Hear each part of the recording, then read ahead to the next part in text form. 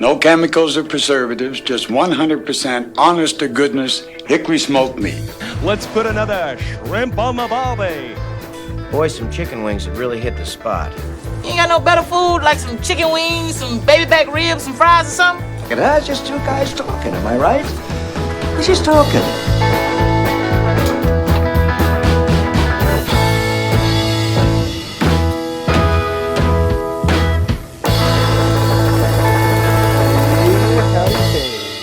We're out here on someone else's property, trying not to burn the place down. The wind seems to have shifted, John. I'm slightly concerned about your warehouse. I've noticed. Let's why don't you just turn that grill lid a little bit? You don't have to close the daisy wheel. Call. Just let's see if we just turn it that way. If we can help control the smoke direction here. This seemed like such a good idea. I think it was. I think it's going to turn out really nice. Well, hey everybody.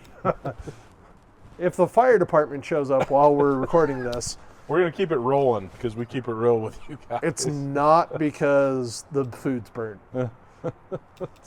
Just because the building's full of smoke. Yeah. Maybe we should move it further away from the building, do you think?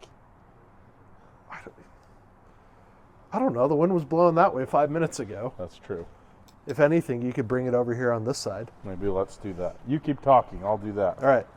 Well, while we play this song and dance, it's good to be back. It's good to be upright. Mike and I continue to fight the battle of illness. We'll see how long my voice lasts tonight. And now it's coming right at me.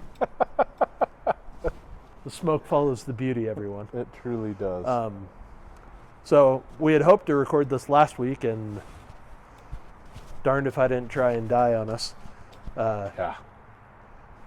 So it is what it is at this point. It is. We're cooking steak tonight. We're here at the warehouse.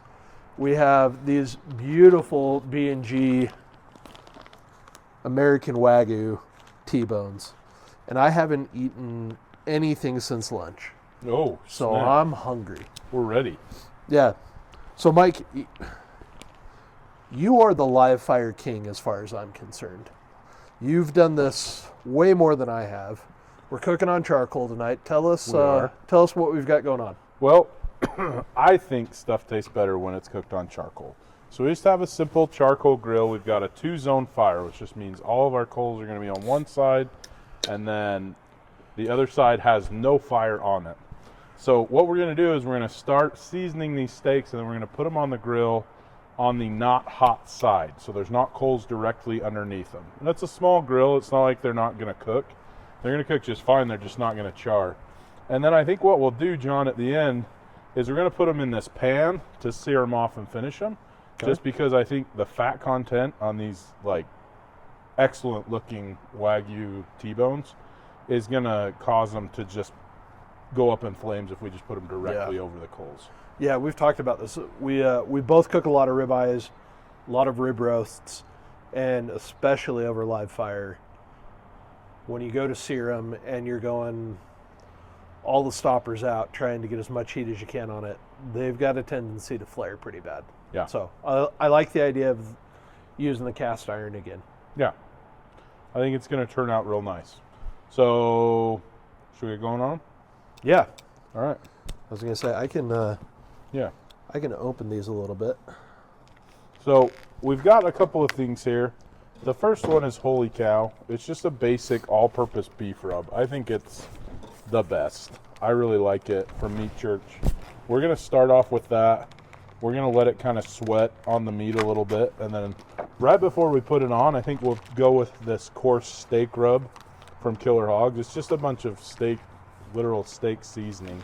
And we'll put that on there. And that's just going to give it a little bit of texture and kind of just some coarse, different seasonings for the end. That doesn't really need to sit and adhere. It's just going to give it, like I say, some texture and stuff. Okay. Well, I tried to open this so that... Oh, that's a good idea. We don't make a huge mess. We're still stocking the warehouse, so we're limited on resources. No gloves, no sanitation on the grill tonight. And that's, honestly, this is caveman style. We should one day do it just straight on coals. Yeah, true caveman. But I don't want to waste this deliciousness on an experiment. So we're going to go with the tried and true method. I like it. So I'm just going to hit these. We're going to flip them. We'll flip them. And I'm just going to hit both of them with this holy cow seasoning. I'm going to go pretty heavy because these are pretty thick steaks. I don't want to make them just a salt lick, but this, while it has salt and stuff, it's really heavy on the pepper and really the flavors. Yeah, so it's an all-purpose rub with extra black pepper in it, which is just kind of what you do in Texas. And John, I saw this technique on a YouTube video where they threw down a whole line of this seasoning and then they rolled the steak in it so you can get the sides without making a huge mess. Interesting. I have found it to work pretty well. Have you? I've never felt like I've been able to get enough on the way I wanted to. Yeah? Well, So- we'll do one way and one the other way.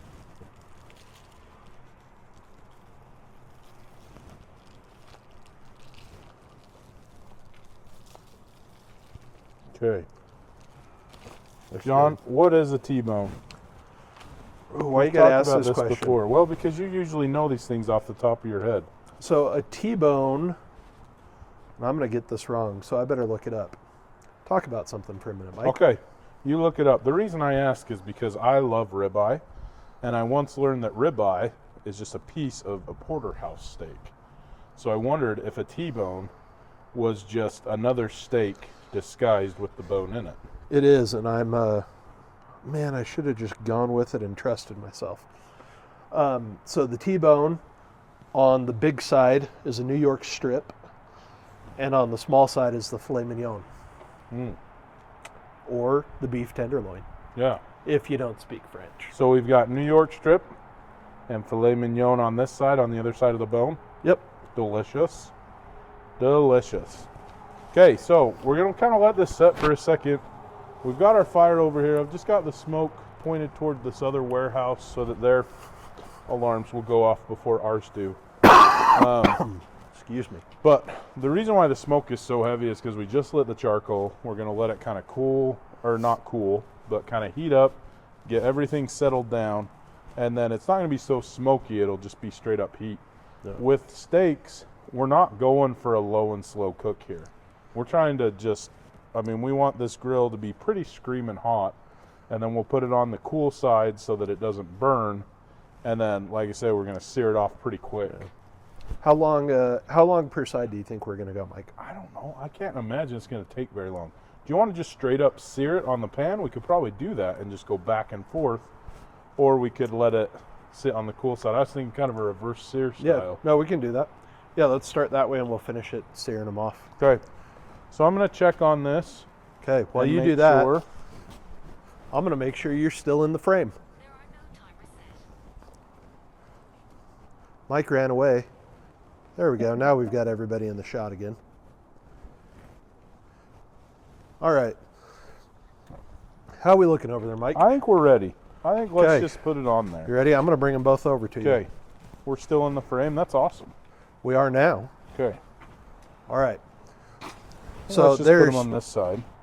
coals here, so we're going to go, I'm going to go that way. Good call. And I like it. Okay, and I'm just going to close this lid. We put a piece of hickory, right? Yep. Piece of hickory is just going to give it a little bit of flavor. And that hickory, every time you open the lid, it gets enough oxygen to ignite. We want to try to keep it at just kind of a smolder.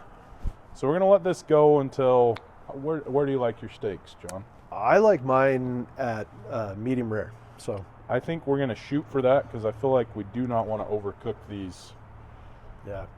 So mercies from heaven. medium rares, kind of 130 to 135. I cook mine to 125, maybe a little under if I'm feeling frisky. Mm-hmm. And then I rest mine for about 10 minutes. And I think we've talked about this recently, the carryover cook. Yeah.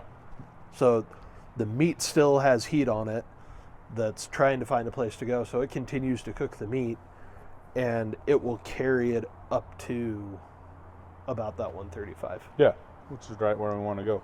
And that's something to keep in mind, especially on something like this where you really don't want to overcook it, that when you pull it off, it's still going to keep cooking for a little bit. And so you don't want to take it all the way to or even past where your target is, because it's going to go beyond that, and that's going to be gross. Yeah, there are a few things sadder in this world than a nice steak being cooked and well done. Yeah. And we all have someone in our family that chooses to do it, and we have no choice but to pretend to continue to love them. We just, some things are unforgivable, and I'm not here to tell you to find new members of your family. I'm just here to tell you there are options out there. There are other fish in the sea. I like to tell people that there are that we have relatives that you can't pick. Like, blood is blood, you're stuck with them. Family, though, are the people you love and the people you spend your time with. And those you can pick. Those ones you have a say in. Yeah. That's funny. I like that. So, how old were you when you cooked your first steak? When I cooked it for myself. Or cooked for the family or whatever. Adulthood, man. Like, I've talked about this before. I grew up, my mom was really into making sure we didn't all get E. coli. She's pretty sure we were all going to die from that. Hey, it was a big thing when we were kids. It really like, was. Everyone was terrified. In the 80s and 90s, that and Russians were like the biggest issue facing Americans. So anyway, we overcooked our steaks a lot. It was just kind of tough, and I mean, it was fine, but I never really liked steak. Like, we would eat it charred with ketchup, and I was like, I mean, it's fine, but I don't know what the big deal is. And then I had it on a scout camp out, cooked correctly, and I was like, what is that? And so I was probably an adult before I was like, I bet I could recreate that. But I mean, we're talking when I was like in my early 20s. So, Jeez. Yeah, I'm a late bloomer to the steak world, John. What about you? I was probably 11 or 12 when I was like in charge of the grill. Like, Dang. I was the one that was cooking. But I mean, I was outside with my dad. I always wanted to be around the grill. I mean, even when I was little. But Yeah. no, I can like remember my dad like taking me out and like, all right, we don't want to flip them a lot, so we're going to set a timer and doing the poke test on your hand and kind of trying to figure out where you want it. Thermometers weren't a thing back then that you used. That's something we discussed because we forgot a thermometer. We were like, do we want to just send it old school style? But it turns out it's 2026, and it's pretty easy to get a good thermometer that will help us out in this regard. Yeah, you can spend a lot of money, and there are thermometers that are worth a lot of money. Yeah. You can also buy a $8 ThermoPro on Amazon and get the exact same results. And listen, it's so worth it. Like, yeah, you can just go by, like, oh, it's not red anymore, so it must be done. Yeah, but you're really missing out. I can remember cooking chicken, and these are like core childhood memories that I like think back of, like cooking with my dad out at the grill. And I remember the way that he taught me how to tell if the chicken was done or not is you sliced into it, and if the juices were clear, it was safe. If the juice was still pink or red, you had to cook it longer. Oh. I have no doubt that I ate chicken that did not make it to 160. I have heard that before. Yeah, see, and I've been on the opposite side too, when it's just a charred lump of black coal, and it's like, well, at least it's safe to eat, No, it's not. No, it's charcoal will kill you too. that's true. That is actually facts, straight up facts. Hey, Mike, did you think to set a timer when we put that on? Nope, sure didn't, John. Hang on. I think we're about 4 minutes in. 4 minutes in. I'm just going to check our temp real quick. Using the thermopet, I'm just going to go in the thickest part. Stay away from the bone. Yep. I'm guessing we're not even over 80. No, we're not even over 50, so we're just fine. In fact, it might be worth it, do you think, to move it to the hot side and just start Yeah, we can. cooking it? Let's do that. You want to do that for the sake of time? I think so. You want These to do it in the people- pan, or you just want to go for it? I don't know. What do you think? I think going for it's fine. Let's go for it. All right. I'm a little concerned about our wood in there. I think it might charbroil things a little bit. Well, here's the thing. I'm not opposed to some char on the outside. Yeah, I think it's great. I kind of like it. And I think if you cover it, we keep the oxygen low. Oh man, I just got the first like big whiff of Smells so flame good. on beef. That is unreal. Now, if we're going to do it this way, though, where we're on the hot coals, we're not going to sit and let it like cook for 5 minutes. We're probably It's going to be go, pretty quick. what do you think, about every 2 minutes, That's just go what I back think. and forth? 2 minutes, we'll flip, and we'll kind of change positions and stuff. Yeah. So these are pretty thick steaks. They're about 1.5 inches. I don't think they're 2 inches. I think they're probably about 1.5 inches thick. And again, I don't know if we called this out. These are our B&G Premium Meats from here in Cache Valley. We're thankful to them for sponsoring the meat tonight. American Wagyu, right? Yep. But when you've got a steak that thick, there are a couple things you want to do to make sure that it cooks evenly. One, you want them to be a consistent temp. Either they're coming straight out of the fridge, or they've been sitting on the counter for a half hour, 45 minutes to kind of equal out the temperature. Because if you don't, what ends up happening is the outside cooks real fast, and the center's still cold, and you end up with well done, raw, well done. Yeah. Which is just not a good experience. So the best thing to do is to like let them sit out, let them come to room temperature, and then start your cooking And process. what did we do with these, John? Tell us, because John's the one that got these all ready to go for us. Yeah, so We received them frozen, yep, right? they came frozen. Which is just fine. Yep, I thawed them in the refrigerator, and they thawed pretty quick, honestly. They thawed about in a day and a half, and then about an hour before we were going to get together, I pulled these out of the... Yeah, you may have a flame going in there. Nope. No, I think we're okay. I'm going to looks flip good. them, though. But good timing, you're at 2 minutes.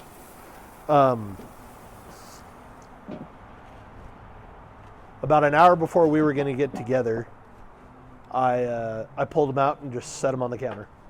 Kind of let the steaks come up to room temperature. So, Perfect. and then just equal flips. Because these are thick, you really do have to work both sides of them. You're not going to get heat coming off the top of the grill Yeah. sufficient to cook them evenly. Yeah. Agreed. So when you want to get that fancy looking perfect, like pink to red to pink, you gotta make sure you're flipping things.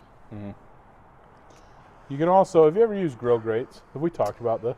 We've talked about it. I've never used them personally. The closest thing I've done is with cast iron, Yeah. or I have done the afterburner method on the. I did that once. On the So charcoal tell us what chimney. the afterburner is once, So and then you, I've got a anecdote. I was gonna say, I almost tripped and fell on this earlier. Hopefully Sorry. I didn't. It's had a hard life. Yeah. So you take a charcoal chimney like this, and you light charcoal, and as the charcoal gets going, this starts to look like an afterburner because you've got flames shooting up out of the top. And you take a nice big pan like this, and you set it right on top, and this thing will get screaming hot. We're talking 1200 degrees screaming hot. And then you just drop your steaks in there for 30 seconds aside, and you get a really nice crust on them. Really nice, delicious. Yeah. Yeah. You can do it. Texture-wise. I've seen it where people have put like a wire rack here and they just drop the steak right on there. Oh, wow. I feel like that's risky business. Yeah, like I said, I think this stuff with a higher fat content just is going to start on fire. But I did this for, what did I do this for? I can't We're remember. at 2 minutes. I'm going to flip them.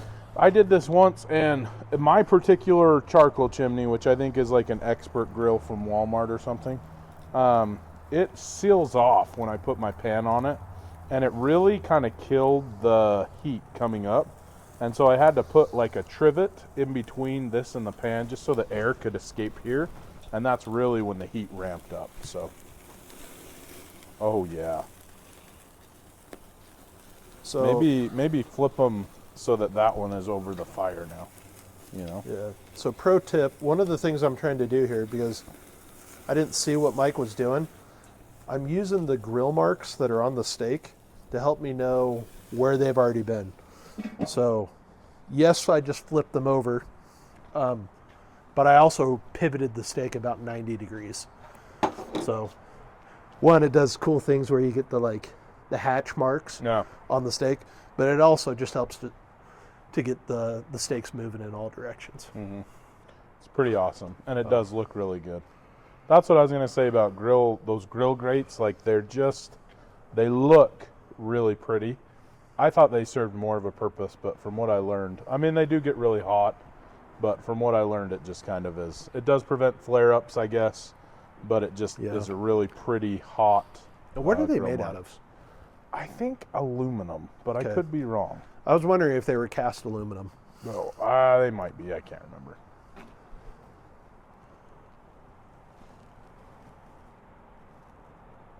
Our grill's smoking pretty good.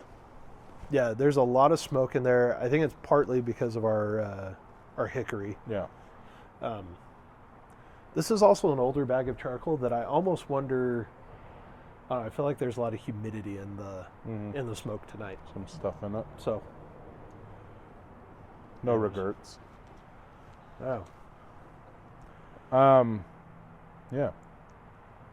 We didn't do our weather talk at the beginning of the show. We didn't. It rained for a minute. For like 2 days in a row. Yeah. It was just kind of gray and nasty, but it's February. We're outside, not freezing to death. It's not bad. My wife would be been freezing to death. I'm it's quite been comfy. well, Haley's freezing when it's 75 degrees outside. Right.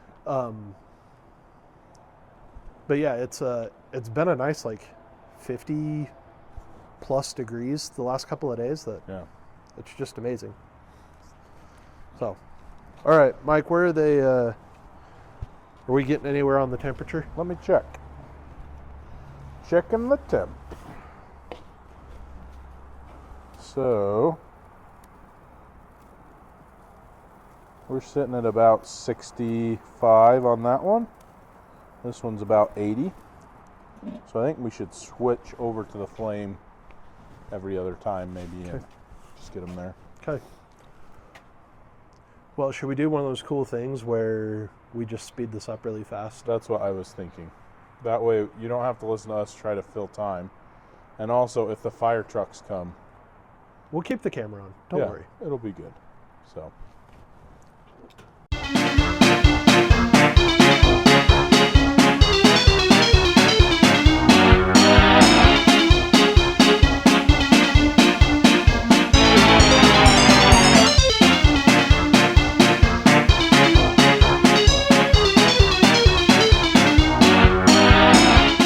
And we're back. Magic of television. Hey, so we are... Time to pull them. Yeah. We were going to use the pan. It's cold and we're hungry, so we just cooked them. Let me put that one on the bottom. Good call. Oh, sorry. Here we go. So we're going to give these... Oh, no. I'm hungry enough. We're probably going to give them about 4 or 5 minutes to They don't rest. need a ton of So, time. Kind of... A couple things, John. I think we'll do these just... I just want to taste them. But Yeah. sometimes I'll use this garlic dipping sauce, and I'll drizzle it either on top or even on bottom and just let them sit and kind of... Oh, good idea. Let them sit and just kind of rest in their own juices. And it just kind of makes a yummy dipping sauce. So, would recommend. This is just Papa John's from the pizza. I just save them and then use them sometimes when I cook a steak. This, however, this Wagyu, I'm kind of excited to just try it on its own. So I was thinking about this while we were grilling. We're able to grill these because this is American Wagyu. If this was Kobe Wagyu or Japanese Wagyu, you don't grill Japanese Wagyu. Why is that? Because it's so part fat? Part of it's the way they finish them and the high fat content. But you're searing it for a couple of minutes on each side and you're done. They're normally not this thick. But what makes it American Wagyu is, one, it's in America. USA. Yeah, and I'm really excited to sit down with Steve and have him talk through the history of the Wagyu and everything. Yeah. But it's bred with the Angus beef. Oh. Which makes it a little bit more resilient and a different grain of meat a little bit that allows it to stand up to this type of cooking. Oh, I did not know that. I learned that while I did a little bit of research. Oh, well, I'm glad you did. So it's Yeah. okay to grill these, but only because they're American Wagyu. If they were regular Wagyu, you would not want to grill Yeah. them. Nope. Huh. Well, it's a good thing you looked that up. That would have been awkward. We're just sitting here ruining a $1,000 steak. Yeah.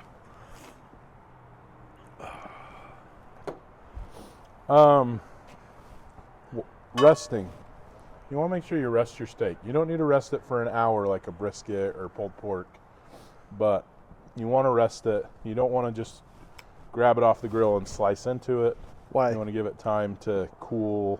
Yeah. I don't know, cool is maybe the wrong word, but settle down a little bit. Yeah. Let the juices kind of settle into where they're going to be. Yeah. So I think about when you burn your hand. If you put your hand on a hot plate and you burn, what does your skin do right off? Blisters and looks ugly. Well, even before it blisters, it like contracts. It gets Yeah. really tight. All of the moisture comes out of it. And that's what the meat's doing while it's there. While it's cooking. It's not till a couple minutes later that fluid starts to rush to the burn spot. And that's when it starts to blister and it's got a whole bunch of fluid there. So as you rest it, you're actually letting the meat relax and the juices redistribute throughout the whole cut of meat. Nice. So do that. And now you know. So let's recap. Our steak. We took it out of the cryovac. We seasoned it. We let it sit for a little bit. Sometimes I'll let it come up to 20 room or 30 temperature. minutes? Yeah. Yeah. And just let it sweat. We didn't because it's cold, and I think it's going to be just fine. We put it on the cool side and then decided that we didn't want to sit out here for a reverse sear. So then we moved it to the hot side, which is fine. But what you don't want to do is move it to the hot side and then go in and watch the game for a while. Yep. This is a constantly flipping every 2 minutes or so to make sure that you don't burn anything until it's cooked to your correct doneness. Which is medium rare. Medium rare, which we pulled this one at 122, I think is what I saw. Is Yep. that accurate? 122. So we're going to let it kind of redistribute for just a minute. And then because we cooked it that way, we do not need to then go in and sear it. Although you could go in, you could let this rest and then go in and put a crust on it. You could do that. Who do we have here? Somebody smelled steak and they Yep, come and running. they came running. They came running. Oh. So anyway, you do not have to use charcoal. You could use a gas grill. Accomplish the same thing. I like the way charcoal tastes, and I think it's kind of fun to use. Yeah, charcoal's cool. Yeah. I have a Weber that I use, a gas Weber that I use religiously. Yeah. So, And it works fine. The Blackstone works great. yep. You could even do this on a smoker. It would take a little bit longer, and you would wait for it to come up to temp. And then even on a smoker, you would probably want to take it and Yeah, sear it on you'd want something. to try and sear it. You can try and do it on some of these pellet grills. Some of them say they'll go up to 450. I have never gotten mine over 400, which really isn't hot enough to sear Yeah. without it being on fire. Yeah, that's the problem. These slow cookers, they just drip drippings literally for a long time. And so if you then crank it, then those are just going to start on fire because that's essentially oil that's just going to burn. Yep. And once that starts burning, whatever's in your smoker is pretty nasty. Yeah. It kind of gets covered in soot, and it's just not very good. Yep. I didn't even notice, Mike. You did. So one of the things you can do with charcoal that a lot of people don't realize, you can shut them off. Yeah. Close the vents, and you take away the oxygen, and they stop producing heat. Yeah. So. And they stop smoking, and it's kind of nice. So, did you not want me to do that? No, We didn't that's even great. Talk about this. So I think I'm we're gonna there. call it. I'm gonna Yeah. I think we're there. So, sneak that downstairs. I mean, if we had smell-o-vision, Oh y'all my would gosh. be in heaven right now. I'm good and congested still, and I can still smell this. It Just smells fantastic. the crust on here, I mean, it worked out perfectly. It's not burnt, but you definitely got some sear on there. How do you want to do this, John? You want to slice off the filet mignon or the New York strip? Your choice, man. But that's how I would carve this. Is you can see there's a bone here and one across the top. Hence why we call it T-bone. T-bone. So I would trace each side of that bone, pull my pieces to the side, and slice them against the grain. And that, my friends, is what's about to happen. What does the grain mean, John? This is important. Yeah, so this is something I didn't know for a long time. Ditto. But when you look at a piece of meat, just like on a piece of wood, you can see how the fibers in the muscle are running. And you want to cut against those. So you want to cut perpendicular. So this is perpendicular. This is parallel. Opposite reciprocal slopes. He teaches math. I do. Yeah. So you want to cut against that. And when you do that, what you're setting yourself up to is when somebody picks it up and they bite it, they're biting between the grains, and it's easier to chew.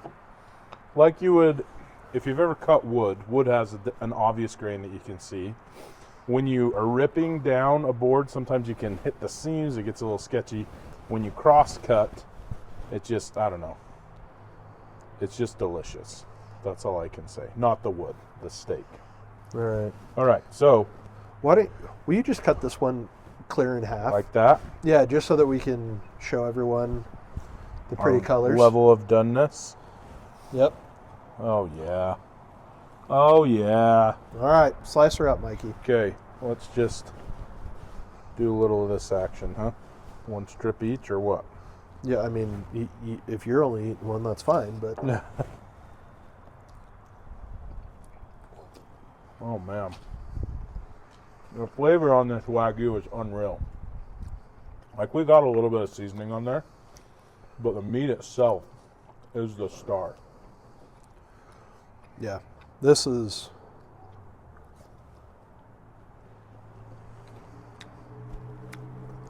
Oh, my God. It's got another piece. No. I'm trying to think how to describe this Yeah, well, we think, let's see. because there's a definite beef flavor, but clean is the word I want to use, but I don't think that's the right kinda, one. I mean, Like it's just like it's very rich, but it's very clean, makes sense, but yeah, I'm trying to have it's a pure beef that you don't get every time you have a steak. Holy crap, man.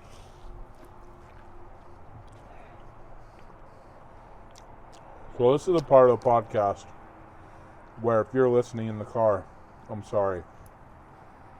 But my brain and my mouth is focused on what I'm putting into it right now. Yep. And not what I'm trying to get out. Nope. Oh man, That part? the charcoal gives it just the right smokiness. And this is something I was worried about because it almost looked like dirty smoke. But I think when you cook in the winter and it's colder outside, the smoke looks a lot heavier than it actually is because the same reason why your mouth. This is every bit as good as Fleming's or Roost Chris.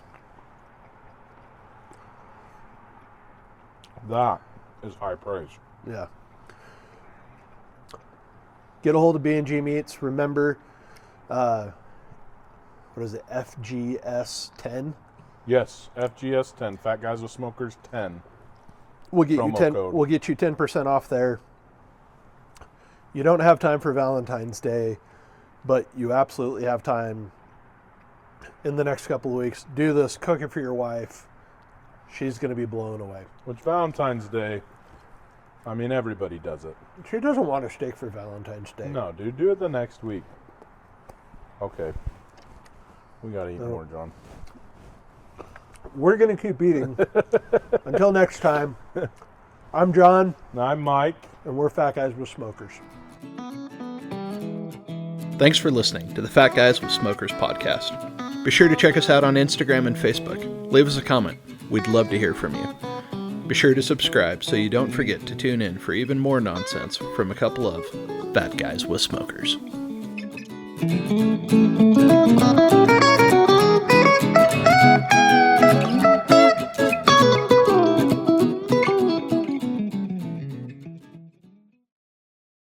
Don't forget to like, subscribe.